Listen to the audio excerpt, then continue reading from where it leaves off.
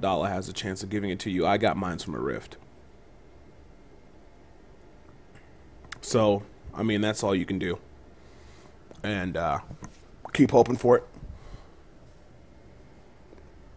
So anyway, so we'll go ahead and close this down.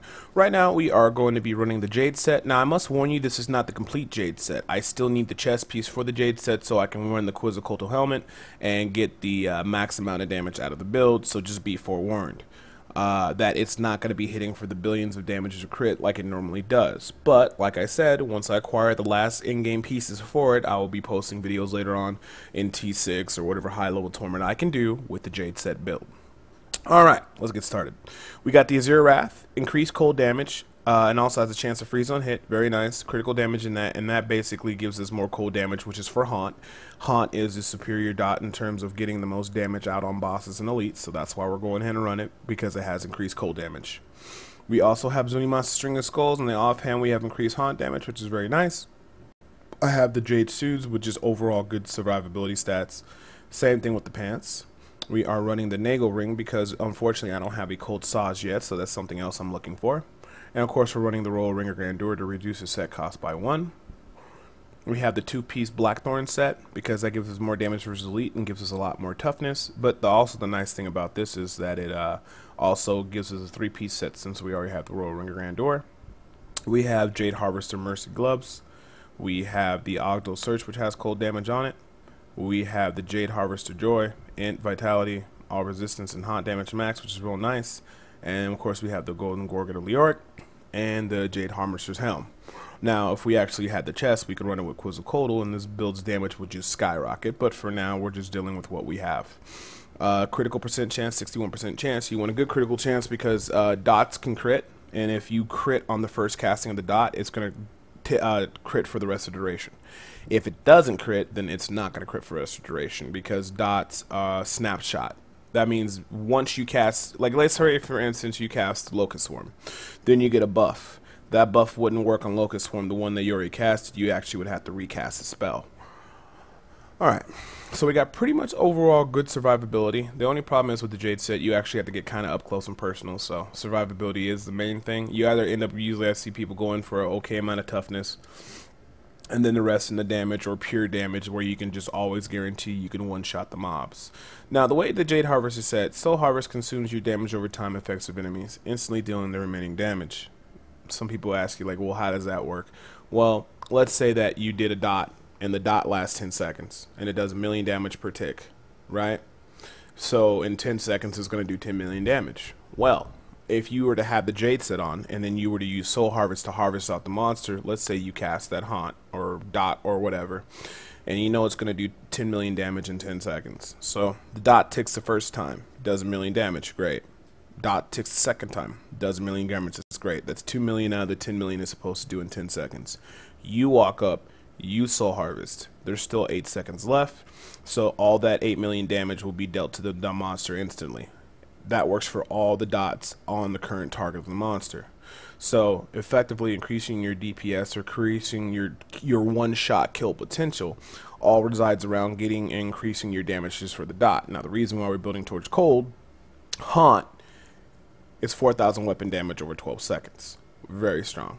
So that when we harvest, hopefully if the Haunt crits and does all its damage, especially since we're combining with Creeping Death to extend the time, but don't get too excited because Blizzard capped it at 30 seconds, so it can't go beyond 30 seconds for the dot. We can one-shot a lot of these monsters. Now, the reason why I want the chest is so I can run the Quetzalcoatl helmet, which basically Locust Swarm and Haunt now deal their damage in half their normal duration. And what does that basically mean? So let's say that dot that we were talking about, it does 10 million damage in 10 seconds. Now it's going to do 10 million damage in 5 seconds. So it cuts the time in half, but it keeps damage that it would have done anyway. So basically it's effectively doubling the DPS. Some people are like, well, Debo, I don't understand how it's doubling the DPS. Let me tell you. Okay, you cast Haunt. Haunt's going to do 10 million damage in 10 seconds. 1 million damage tick per second, right? You put on the Quetzalcoatl helmet. So now that 10 million damage happens in 5 seconds, right? So instead of doing 1 million damage per second, now you're doing 2 million damage a second because the helmet cuts the time in half. So in 5 seconds, you do the same amount of damage as you would have dealt in 10 seconds without wearing the helm. So you can either do two things. Well, you could just be happy and revel in the fact that you're doing more damage in half the amount of time, or you can recast the same dot and get another 5 seconds of doing that, and ultimately you're doubling the damage. Because if I can do 10 million damage in 5 seconds, then I can recast a dot and do another 10 million damage in 5 seconds. So basically, comparing to when I don't wear the helmet, I'm going to be doing 20 million damage, whereas opposed to the guy who's not using the helmet is only going to do 10 million damage. So you combine that with Creeping Death, which only goes up to 30 seconds for the Jade set, specifically because it would be pretty broken at that point. And also, you got the Creeping Death, you got the Quetzalcoatl, you got the improvements to your dots and then what the damage does, and then you harvest. That's why some people can get 1.5 billion crits. That's why they can get a whole lot of damage in with this build. But to really get the most out of it, you have to get all the Jade pieces. You need a Roll Ring of Grandeur, and then you need Quetzalcoatl on the helmet. And then, of course, you always want to make sure you have your Sunkeeper in the inventory.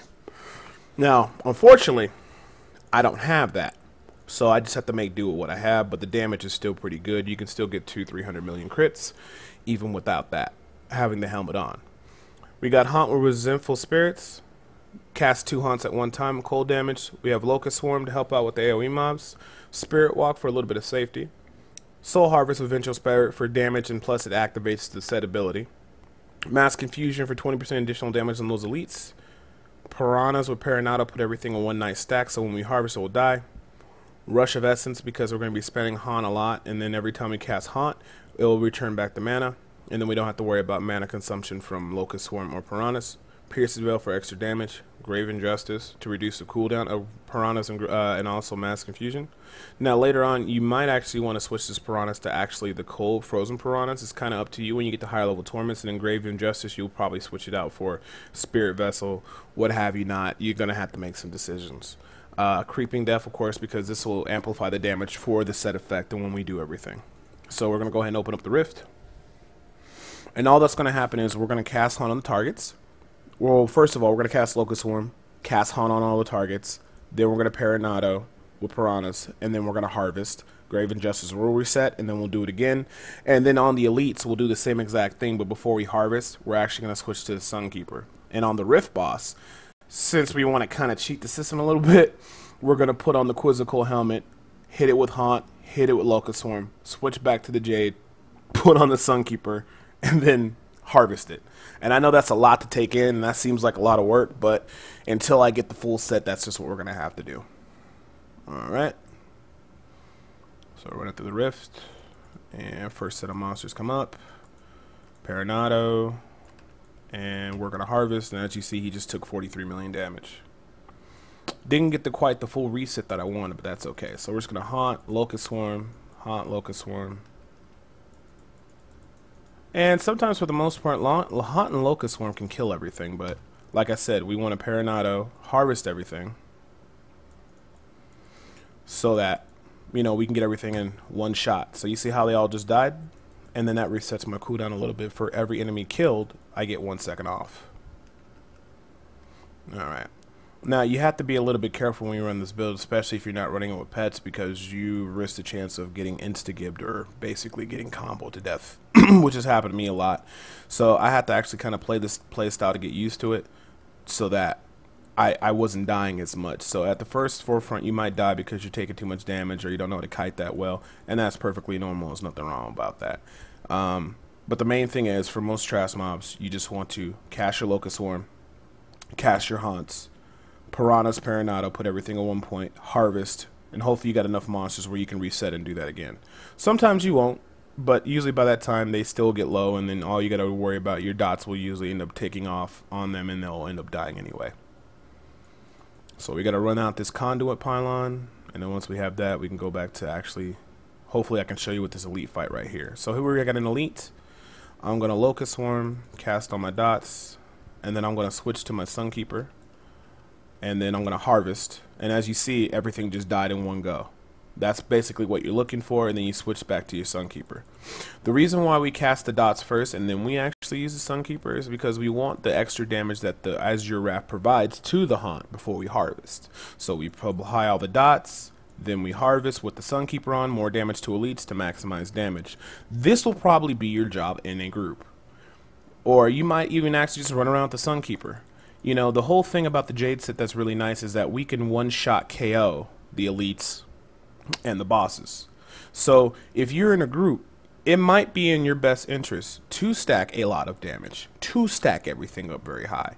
And your only sole purpose in that high-level tournament group is to kill the elites in one shot, or pretty much get them as low as possible, or next to being dead. So your whole party, while you sit back on trash mobs, you could just be sitting back, just casting Locust Swarm and Haunts and doing the best you can, and you have the chill effect with these. You can maybe even freeze anything. Freeze a couple things. But when that elite comes up, that's your go time. You cast all your spells, you do all your debuffs, you run in there, you harvest, you one shot. Alright.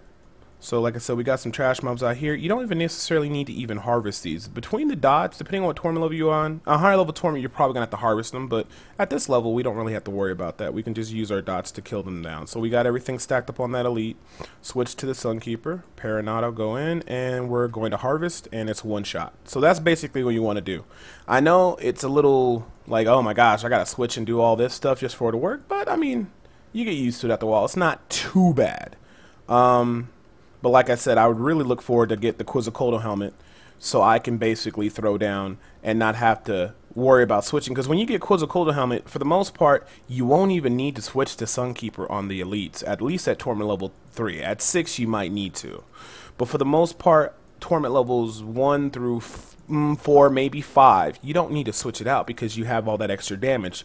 But until I find all the set pieces, I just gotta kind of make do with what I got, and that's just unfortunate, but that's just how the game goes. And you know, sometimes you gotta deal with stuff like that. So for now, I'm switching. But like I said, it's very satisfactory when you can get an elite kill in one go like that. I don't know, to me it's entertaining, and I guess that's the reason why a lot of people like the Jade set. It's just that power to be able to one-shot a boss or an elite in one go. And most definitely that is very, I can't even lie, it's very satisfying when you go up and you one-shot an elite, you know?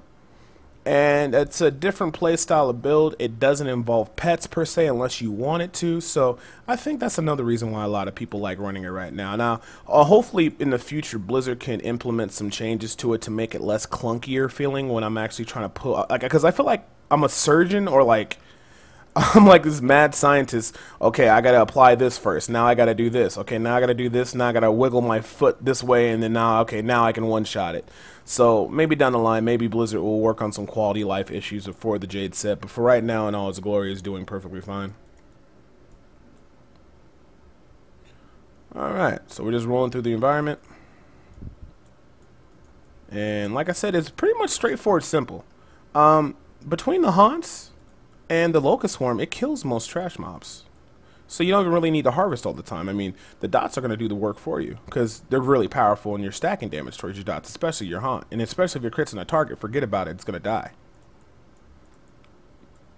And plus with the Azure Wrath, it adds the chill effect.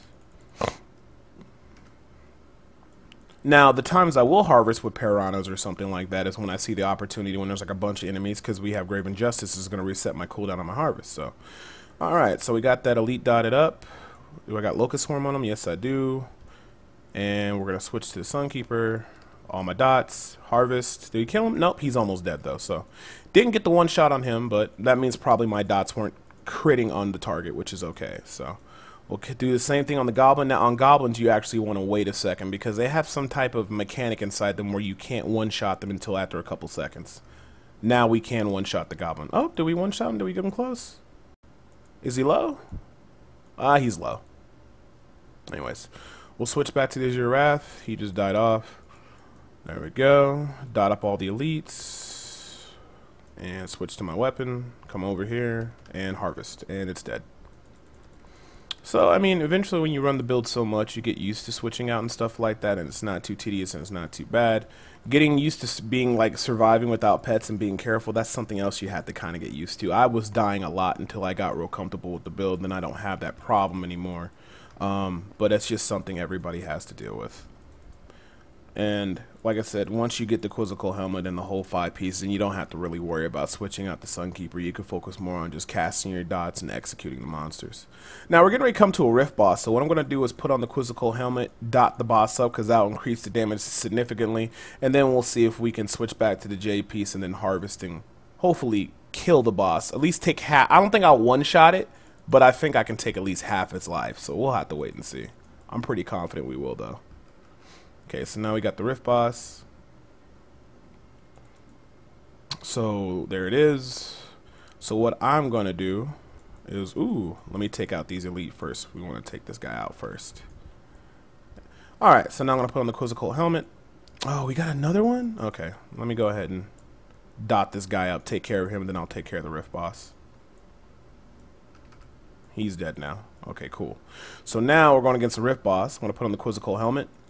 I'm going to dot him up, see if it's critting, and it's not critting. Is it critting? Okay, now it's critting. And this is kind of tedious, but on Rift bosses, you kind of want to make sure. So it looks like for the most part, is it critting? Okay, now it's critting. Okay, now I'm going to put back on my Jade set, and I'm going to drop Paranado, and then the boss is dead because we critted on it. So the reason why I stopped to make sure it was critting, because like we said before, dots, they snapshot, which kind of sucks, but I get why they did it. We cast a dot.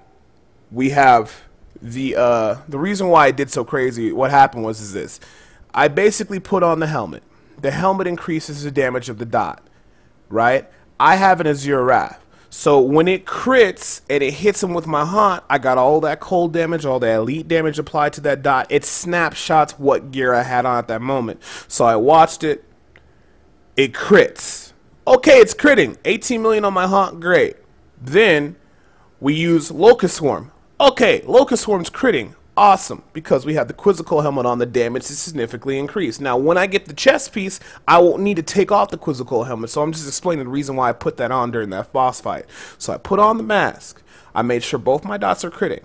I took off the mask and put back on the Jade set because remember, dots snap. Snapshot. So now, at this point, all the damage is already on the boss. So I put back on the Sunkeeper. So now, when I harvest, it's affected by the Sunkeeper increased elite damage being taken, and then also, you know, I harvest, and that's why the boss just died instantly, because I probably critted it for about 400 or 500 million. It could have been a little bit more than that, but usually billion crits are with Quizzical on. It could have done a lot more than that. I didn't see the damage, but it killed the boss instantly, as you saw. So maybe if you have a Jade set out there, and you don't have all the pieces, let's say you're in my situation, what you could do is, if you have a Quizzical in your helm, you're waiting for that last Jade piece so you can run the helm all the time, you could just, you know, swap in the helm. Boss, swap back to the Jade set, harvest. It sucks, but you do what you gotta do. Now, if you want to just keep your Jade set on low-level Torment, I actually would advise for you to go Poison damage, because Locust Swarm Pestilence is an amazing spell at low-level Torments and what have you not. But the reason I'm building Haunt is I'm trying to maximize the damage so that I can do T6 with the Jade set and kill everything in one go. So it takes some you getting used to. It's an interesting play style. Jade set, in my opinion, is the best used within group settings, because then you don't have to worry about dodging all the trash mobs and stuff like that. You can kind of sit back, cast all your dots, run in, harvest on the elites, harvest on the Rift bosses, and speed up the tempo of the party, because you are the elite killer. You're the boss killer. If your party can handle all the trash mobs and stuff like that, you got nothing to worry about. You can just get it done and you'll be all right. But anyways, that was for the Jade set build.